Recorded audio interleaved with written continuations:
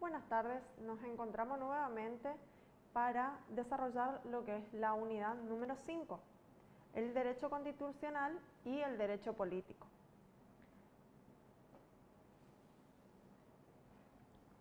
Cuando hablamos de derecho constitucional y de derecho político, Vidal Campo señala que la teoría de la Constitución incorporada a la ciencia política procura ofrecer el encuadre jurídico del Estado. El Estado y la política transcurren en un ámbito jurídico, emplazado por el derecho positivo y más allá de él en el marco del derecho natural. La organización política, el régimen político tienen una estructura jurídica. El orden político es el mismo, al mismo tiempo jurídico, y dentro de ese ámbito de derechos se expresa en un orden constitucional, es decir, que todo Estado tiene necesariamente un derecho fundamental y básico de organización, un derecho que lo ordena, que lo informa, que le da estructura, que le confiere su singular modo de existencia política. Es derecho el derecho constitucional, o sea, es la constitución del Estado. Así como los seres físicos y biológicos, como por ejemplo una piedra o un perro, decimos que están constituidos de una manera determinada, así también en cada Estado, ¿sí?, y de Estado, decimos que está constituido, que tiene una constitución, que se le asigna unidad y orden, que expresa el orden político en un orden jurídico. Es un orden de derecho. Esa constitución no falta nunca, porque sin constitución no hay Estado. Fait explica el derecho constitucional en el sistema de derecho político, señalando que el derecho contiene normas de organización. Esas normas de organización determinan la estructura, actividad, competencia y funciones del poder en el Estado. Se resumen en nuestra Constitución. La Constitución es la ley fundamental de la organización y que forma parte del derecho político, debido a que la forma política moderna se caracteriza por la institucionalización del poder realizada a través de la Constitución.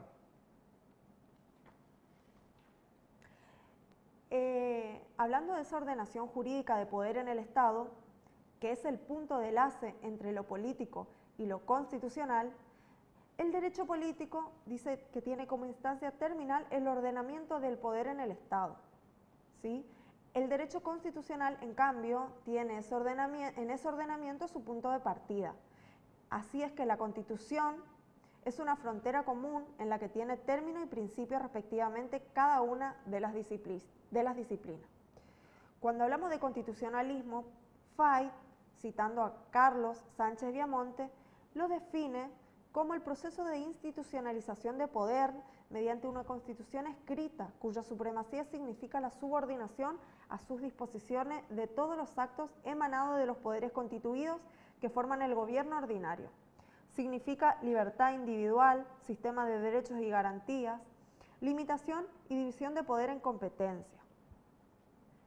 Con respecto a su evolución y origen, ¿sí?, el origen del constitucionalismo moderno puede situarse a comienzo del siglo XIII, en el periodo de la transición de la Baja Edad Media del Renacimiento, con la idea de soberanía como fundamento de la política moderna y la formación de naciones sobre bases exclusivamente seculares, ¿sí?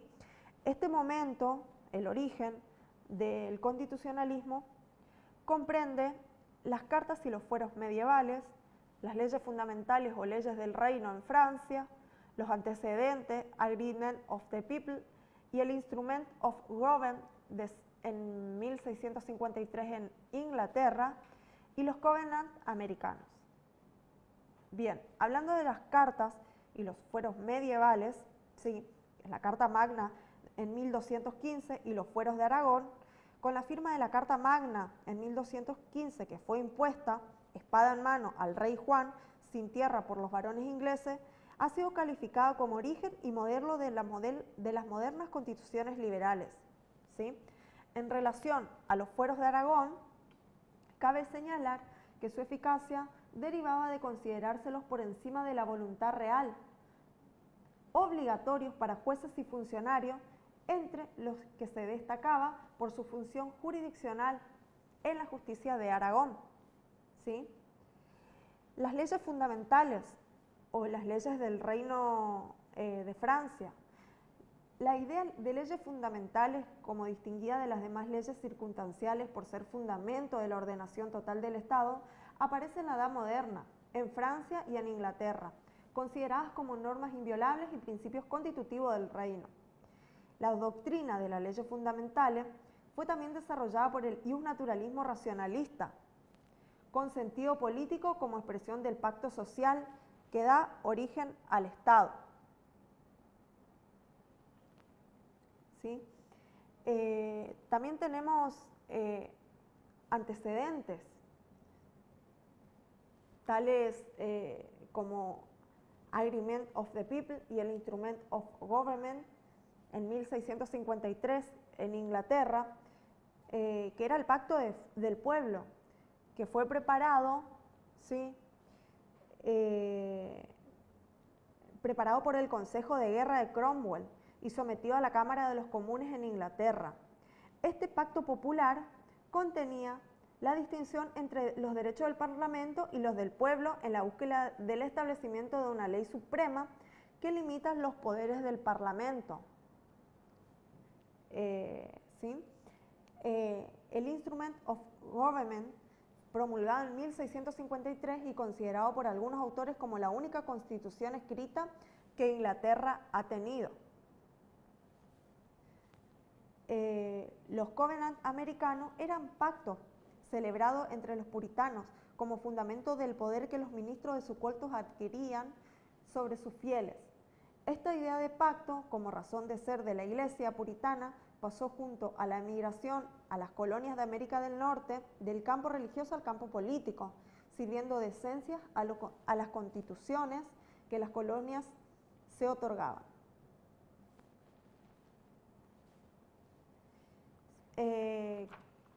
Al hablar del auge del constitucionalismo,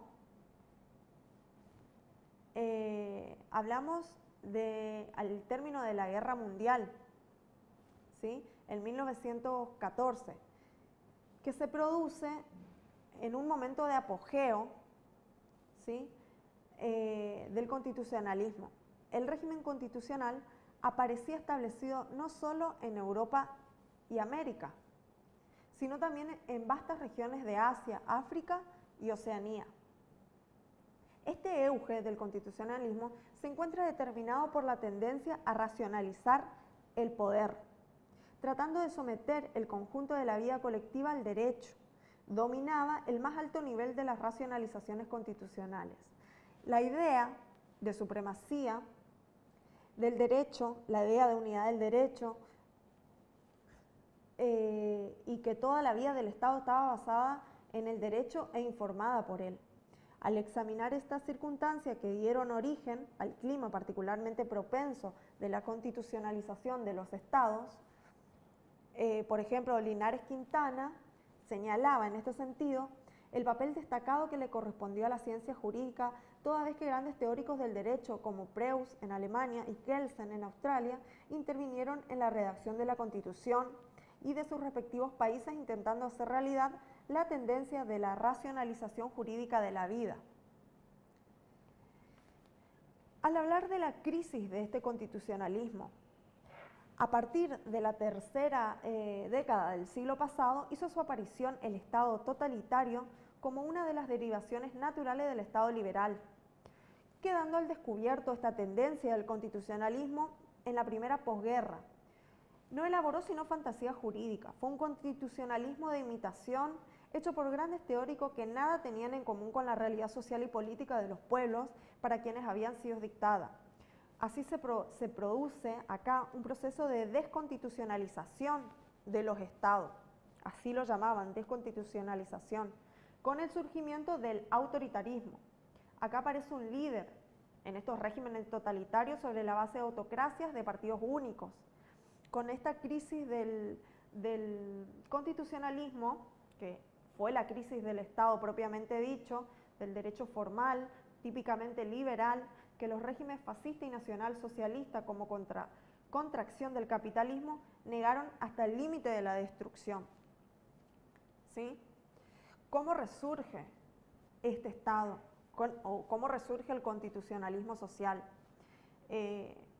Este resurgimiento en las postrimerías de la Segunda Guerra Mundial se hace bajo el signo de constitucionalismo social, reconociendo como antecedentes mediatos la Constitución de México en 1917 y la Constitución de Weimar en 1919. Y como antecedentes inmediatos reconocen a la Carta del Atlántico de 1941, la Declaración de Filadelfia del siglo XXVI, Conferencia Internacional de Trabajo en 1944, el Acta de Chapultepec de la Conferencia Interamericana sobre Problemas de la Paz y de la Guerra en 1945 y la Carta de las Naciones Unidas en San Francisco de 1945. Sus principios sociales y económicos fueron consagrados en la Constitución francesa de 1946 y en la Constitución italiana de 1947, entre otras.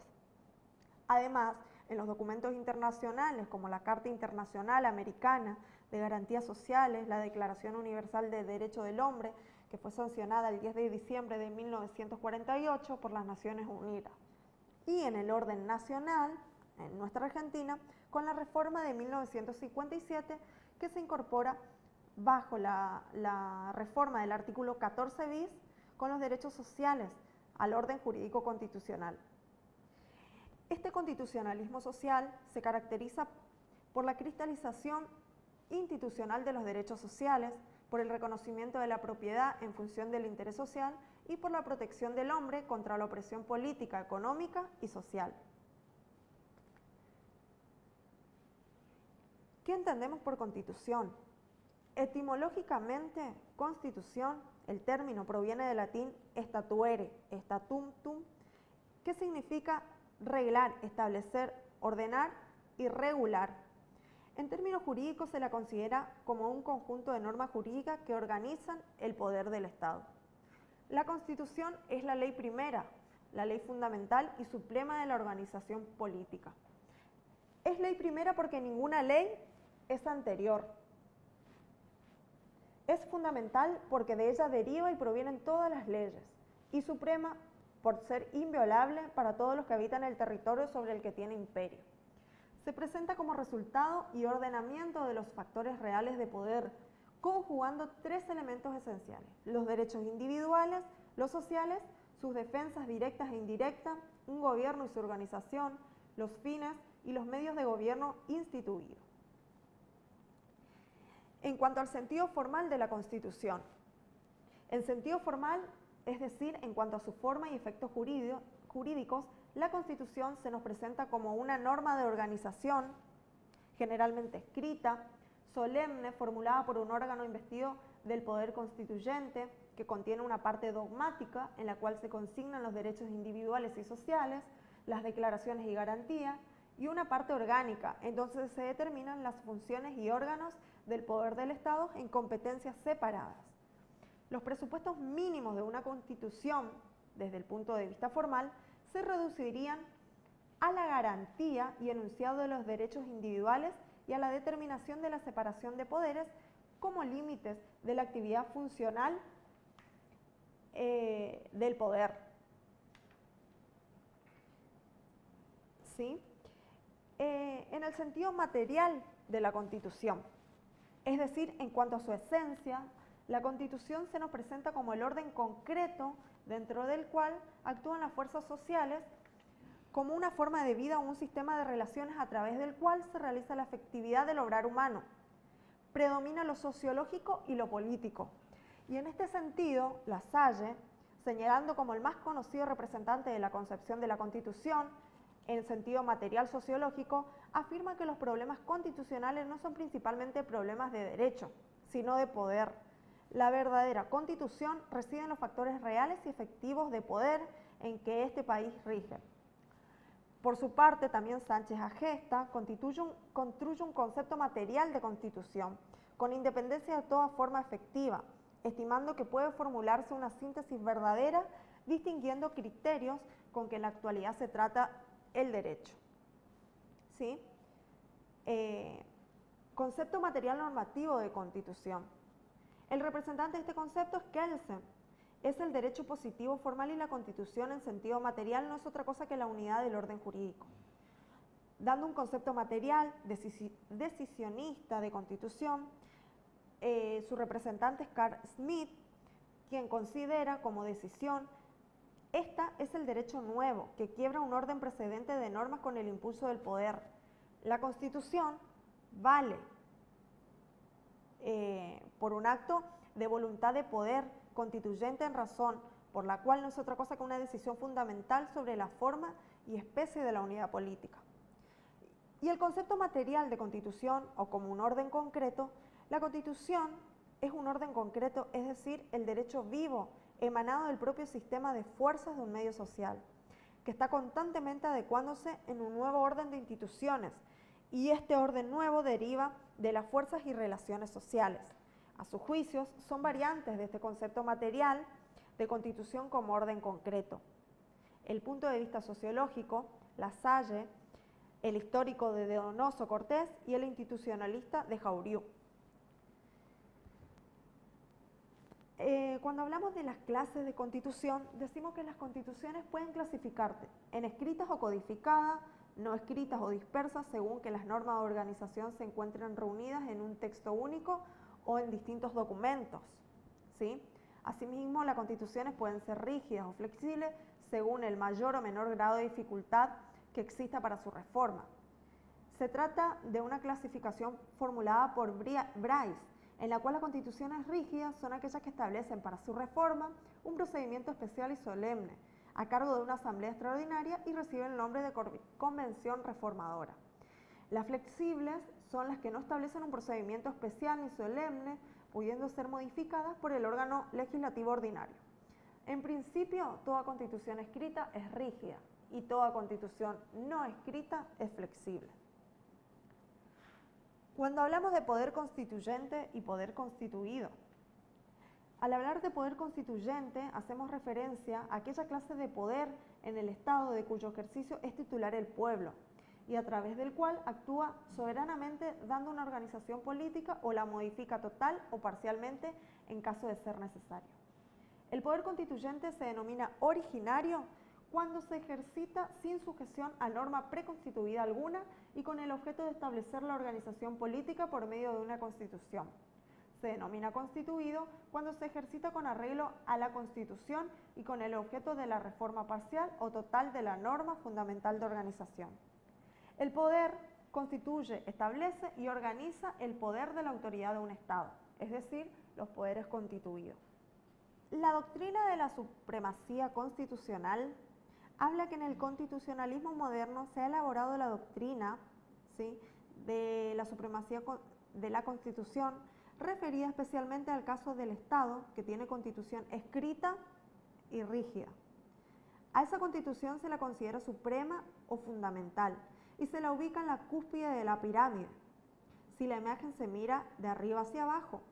La Constitución encabeza y preside todo el orden jurídico y político del Estado, haciendo derivar de ella las demás normas y los demás actos que integran aquel orden. De este modo, se logra un orden necesario, coherente, jerárquico y graduado, en el que las normas y los actos se emiten en su forma y en su contenido de acuerdo con la Constitución. Es decir, el principio procede a enunciar que todo orden jurídico y político del Estado debe estar de acuerdo con la Constitución y que no debe violar las leyes, decretos, reglamentos, actos administrativos, sentencias, etc. En caso contrario, estaríamos dentro de lo que se produce la llamada inconstitucionalidad, que priva de validez a la norma o acto lesivo de la Constitución. El control de constitucionalidad es el control en virtud de la supremacía de la Constitución. Resulta necesario un sistema o procedimiento de control de constitucionalidad que permita revisar las normas y actos para verificar que no sean inconstitucionales, o sea, contrarios a las leyes, ¿sí?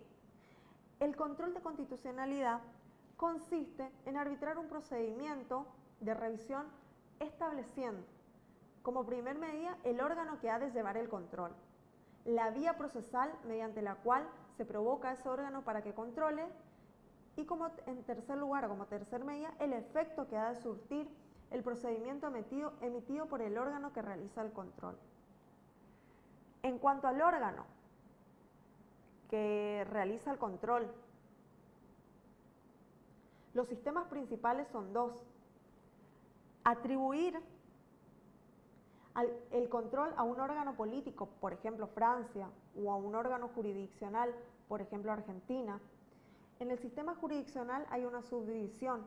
El control se encomienda a un órgano único, en cuyo supuesto se llama jurisdiccional concentrado, por ejemplo el de Italia, o bien le pertenece a todos los jueces o a cualquiera, por ejemplo Argentina, en cuyo caso se llama jurisdiccional difuso. Las vías para iniciar el control pueden ser varias. Se llama directa o de acción, cuando se inicia un juicio al solo efecto de controlar la constitucionalidad de una ley o un acto. Se llama indirecta o de excepción, cuando el control se inserta dentro de un juicio cuyo objeto es distinto al control puro, pero en el cual está en juego la aplicación de una norma o un acto presuntamente inconstitucional. Y los efectos son sintéticamente dos: la norma o el acto declarado inconstitucional quedan derogados, en cuyo supuesto se dice que el efecto es general, amplio o erga omnes. O la norma o el acto se ven privados de validez solamente en el caso y para las partes que han intervenido en el juicio, en cuyo supuesto se dice que el efecto es restringido o inter partes. Así finalizaríamos con la explicación de lo que es la unidad 5, que hace referencia a lo que es el constitucionalismo, el derecho constitucional, la doctrina de la supremacía constitucional y lo que hace al control jurisdiccional. Nos volvemos a encontrar en la próxima clase. Nos vemos.